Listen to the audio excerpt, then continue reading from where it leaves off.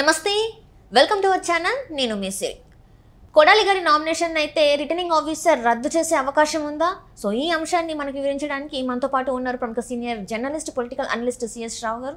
నమస్కారం సార్. నమస్తే సార్, ఇప్పుడు చూస్తున్నట్టయితే కొడాలి నాని గారు అయితే నామినేషన్ వేయడానికి వెళ్ళిన సందర్భంలో తన పైన కొన్ని ఫిర్యాదులు అయితే ఉన్నాయి.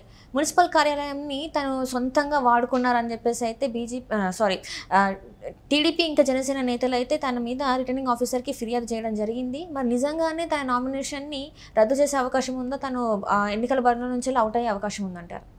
సో ఒకటి ఏంటంటే ఎన్నికల నిబంధనలు ఉంటాయి. ఎన్నికల నిబంధనల్ని ఆర్ఓ అంటే రిటర్నింగ్ ఆఫీసర్ పరిశీలిస్తూ ఉంటారు. ఆర్ఓ అంటే ఆర్డీఓ క్యాడర్ దాదాపుగా అధికారులు ఉంటారు. లేదంటే ఆయన పరిధిలో డెసిషన్ తీసుకోలేకపోతే ఇమీడియట్గా కలెక్టర్కి పంపిస్తారు. అంటే జిల్లా ఎన్నికల అధికారి ఉంటారు కాబట్టి జిల్లా ఎన్నికల అధికారికి పంపిస్తారు. సిచ్యువేషన్ ఇలా ఉంది, దీన్ని ఏం చేయాలి అనేది. లేదా ఆయన కూడా ఒక నిర్ణయం తీసుకోలేని పరిస్థితుల్లో అప్పుడు జిల్లా ఎన్నికల అధికారిగా ఉన్నటువంటి కలెక్టర్ ఏం చేస్తారంటే రాష్ట్ర ఎన్నికల కమిషన్కి పంపిస్తారు. రాష్ట్ర ఎన్నికల కమిషన్ పరిశీలిస్తుంది. కొన్ని మార్గదర్శకాలు గైడ్ లైన్స్ చాలా క్లియర్గా ఉంటాయి. ఎన్నికల కమిషన్కి సంబంధించిన గైడ్ లైన్స్, ఆ గైడ్ లైన్స్కి అనుగుణంగానే నామినేషన్ వేయాలి. దానికి విరుద్ధంగా నామినేషన్ ఉంటే తిరస్కరించేటువంటి ఛాన్సెస్ ఉంటాయి. సో ఇప్పుడు రాష్ట్ర ఎన్నికల కమిషన్ వరకు ఒకవేళ నిర్ణయం తీసుకోలేకపోతే అప్పుడు కూడా ఇమీడియట్గా దాన్ని కేంద్ర ఎన్నికల సంఘానికి పంపిస్తారు. కేంద్ర ఎన్నికల సంఘం నిర్ణయిస్తుంది. ఎందుకంటే ఈ మధ్యకాలంలో జరిగినట్టు ఒక పరిణామాన్ని నేను గుర్తు చేస్తాను. రాష్ట్ర ఎన్నికల సంఘం ఒక నిర్ణయం తీసుకోలేకపోయింది. ఏ విషయంలో నిర్ణయం తీసుకోలేకపోయింది? ఇప్పుడు వాలంటీర్లు అనేవాళ్ళు అసలు ఎన్నికల పరిధిలోకి వస్తారా రారా, అలాగే ఈ సలహాదారులు ఉన్నారు. సలహాదారులు అనేవాళ్ళు అసలు ఎన్నికల నిబంధనల పరిధిలోకి వస్తారా రారా, దీని మీద క్లారిటీ తీసుకునే ప్రయత్నం చేస్తే రాష్ట్ర ఎన్నికల కమిషన్ ఒక నిర్ణయం తీసుకోలేని పరిస్థితుల్లో అప్పుడు కేంద్ర ఎన్నికల సంఘానికి నివేదించింది. కేంద్ర ఎన్నికల సంఘం ఏం చేసింది, వాళ్ళ ఎన్నికల పరిధిలోకి వస్తారు కాబట్టి వాళ్ళ మీద చర్యలు తీసుకోవచ్చు అని చెప్తే అప్పుడు చర్యలు తీసుకుంది. ఎన్నికల ప్రక్రియకు వాళ్ళని దూరంగా పెట్టాలనేటువంటి ఒక నిర్ణయం తీసుకుంది. అలాగే సలహాదారుల విషయంలో కూడా అదే చేసింది. సలహాదారులు అసలు ఎన్నికల పరిధిలోకి వస్తారా రారా అనేటువంటి ఒక కన్ఫ్యూజన్ ఉన్నప్పుడు రాష్ట్ర ఎన్నికల కమిషన్ కేంద్ర ఎన్నికల కమిషన్కి లెటర్ రాసింది.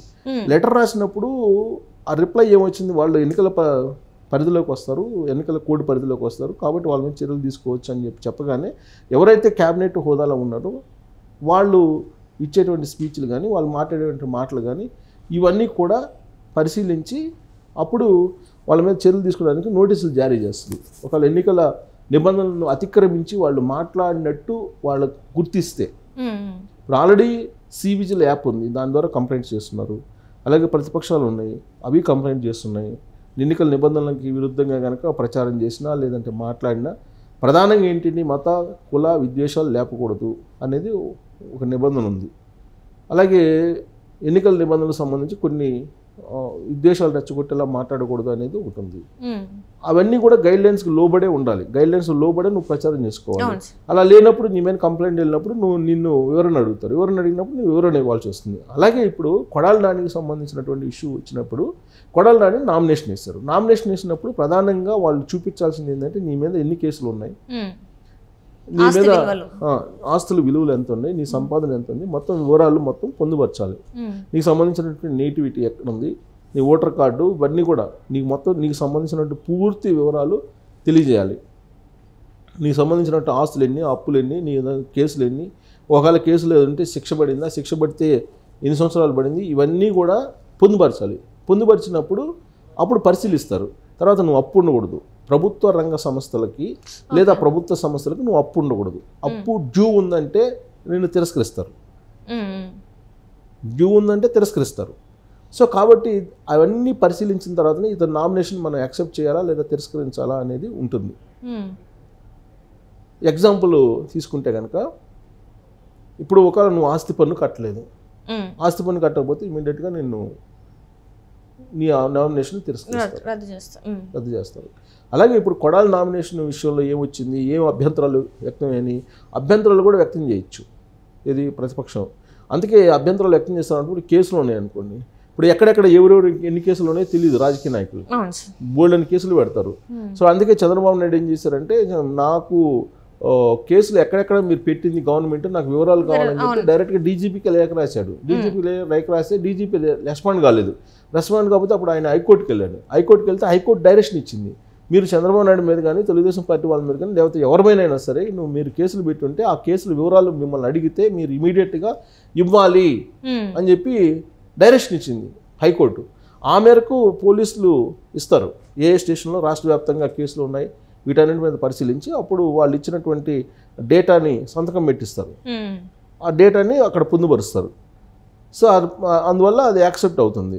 ఆ దాచిపెడితే మాత్రం నీ నామినేషన్ తిరస్కరణకు గురవుతుంది. అంటే ఎట్లా అంటే ప్రభుత్వ దానికి దాచిపెట్టడానికి రాదు కదా సార్. ఒకవేళ అంటే కొన్ని కేసులు ఉన్నాయి, ఒక్కోసారి మనకు తెలియకుండా కూడా మర్చిపోతాం. అంటే ఇప్పుడు ఏదైనా మామూలు వాళ్ళు అయితే ఓకే, ఇప్పుడు ఎక్కడెక్కడ ఏ స్టేషన్లో ఎన్ని కేసులు ఉన్నాయి అని చెప్పి ఒక 10-15 కేసులు ఉన్నాయి అనుకోండి, అది మనకు తెలియ గుర్తుండదు కదా, కొన్ని కేసులు మర్చిపోతాం, అది పిటి కేసులు అన్నట్టుగా.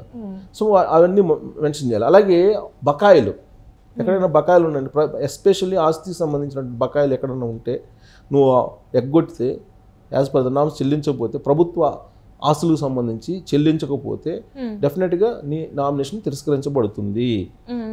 సో ఇప్పుడు కొడాలి నాని నామినేషన్ విషయంలో కూడా అదే జరిగింది. ఏం జరిగింది, ఆయన గుడివాడ మున్సిపల్ కార్పొరేషన్ సంబంధించి మున్సిపాలిటీకి సంబంధించినటువంటి ఒక భవనాన్ని వాడుకుంటున్నాడు. అది ప్రభుత్వ కార్యాలయానికి, అది పార్టీ కార్యాలయంగా వాడుకుంటున్నాడు. ఆయన వాడుకుంటూ నేను వాడుకోవట్లేదని చెప్పి చెప్పారు కదా, వాడుకోవట్లేదని చెప్పారు. సో కానీ అది వాడుకుంటున్నారు, దాన్ని తీసుకున్నాడు, డబ్బులు చెల్లించలేదు అనేది వీళ్ళు ఆన్ రికార్డు తెలుగుదేశం పార్టీ వాళ్ళు తీశారు డేటా. ఎట్లా తీశారు, ఆల్రెడీ ఇతనికి ఆ భవనాన్ని ఇస్తున్నట్టు ఒక లెటర్ అయితే ఉంటుంది కదా, ఆ లెటర్ బయటికి తీశారు. ఆ లెటర్ బయటికి తీసి ఇప్పుడు ఆ భవనాన్ని ఈయన వాడుకుంటున్నాడు, వాడుకున్నందుకు కట్టాల్సినటువంటి అమౌంట్ ఏదైతే ఉందో అది కట్టలేదని చెప్పి వీళ్ళు ఒక ప్రూఫ్ని తీసుకెళ్లారు. ప్రూఫ్ తీసుకు ఆర్ఓకి ఇచ్చారు, రిటర్నింగ్ ఆఫీసర్కి. సో అది కనుక నిజంగా ఇతను వాడుకుంటూ పార్టీ కార్యాలయానికి వాడుకుంటూ ఈయన కనుక దాన్ని అద్దెకి తీసుకొని అద్దె ఎగ్గొట్టినట్టు కనుక ఉంటే డెఫినెట్గా తిరస్కరణకు గురి అయ్యే అవకాశం ఉంది. అది ఆర్ఓ విచక్షణ అధికారాల మీద ఆధారపడి ఉంది. వన్స్ ఆర్ఓ కనుక యాక్సెప్టెడ్ అంటే యాక్సెప్ట్, లేదు తిరస్కరించాలంటే తిరస్కరణ గురవుతుంది. అతను కనుక అర్థం కానటువంటి పరిస్థితి ఉందనుకో, ఒక నిర్ణయం తీసుకోలేని పరిస్థితిలో ఉంటారు చాలామంది.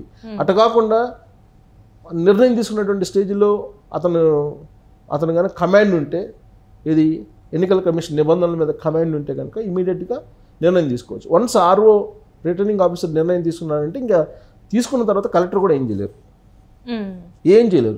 ఎలక్షన్ కమిషన్ కూడా ఏం చేయలేదు. వన్స్ అంటే ఎలక్షన్ కమిషన్ అపాయింట్ చేసినటువంటి రిటర్నింగ్ అధికారి కదా, అతనికి ఉండేటువంటి అధికారాలు అతనికి ఉంటాయి. వన్స్ ఎన్నికల అధికారి రిజెక్ట్ చేశారంటే ఇంకంతే, అయిపోయినట్టే. అలా కాకుండా ఈ తలనొప్పి నాకు ఎందుకులే అనుకొని పైన ఉండేటువంటి జిల్లా ఎన్నికల అధికారికి ఎండార్స్ చేయొచ్చు, పంపించవచ్చు. అప్పుడు ఆయన నిర్ణయం తీసుకోవాలి. ఆల్మోస్ట్ జిల్లా ఎన్నికల అధికారి నిర్ణయం తీసుకుంటాడు. ఇప్పుడు ఆయన కూడా ఈ తలనొప్పి నాకెందుకు, ఈ రాజకీయ పార్టీలు, ఈ గొడవలు, ఒకవేళ ఇది కనుక మళ్ళీ కోర్టుకు వెళ్తే మళ్ళీ కోర్టు చుట్టూ తిరగాల్సి వస్తుంది, ఏ నిర్ణయం తీసుకోవాలో తెలియనటువంటి కన్ఫ్యూజన్లో ఉంటే ఆయన రాష్ట్ర ఎన్నికల కమిషన్ పంపిస్తారు. రాష్ట్ర ఎన్నికల కమిషన్ ఖచ్చితంగా నిర్ణయం తీసుకుంటుంది, 90% తీసుకుంటుంది. ఇన్ కేసు ఏదైనా డౌట్ ఉంటే ఫ్యాక్స్ మెయిల్లో పంపిస్తారు కేంద్ర ఎన్నికల కమిషన్ చెప్పేస్తుంది గైడ్లైన్స్. సో దాని మీద నిర్ణయం అనేది ఆర్ఓనే ప్రకటిస్తారు. ఒకవేళ నిర్ణయం ఎక్కడ జరిగినప్పటికీ, కేంద్ర ఎన్నికల సంఘంలో జరిగినా, రాష్ట్ర ఎన్నికల జరిగినా, లేదా జిల్లా ఎన్నికల అధికారి తీసుకున్నా, లేదా ఎన్నికల అధికారి డైరెక్షన్ మేరకు ఆర్ఓ ఎవరైతే ఉన్నారో ఎన్నికల అధికారి ఆయనే తీసుకోవాలి డెసిషన్ అయితే. కాకపోతే అర్థం కానప్పుడు సలహా తీసుకుంటారు అంతే. సో కాబట్టి ఆర్ఓ ఇచ్చేటువంటి డెసిషన్ మీద కొడాలి నాని జాతకం ఆధారపడిందని చెప్పి మనం చెప్పాలి.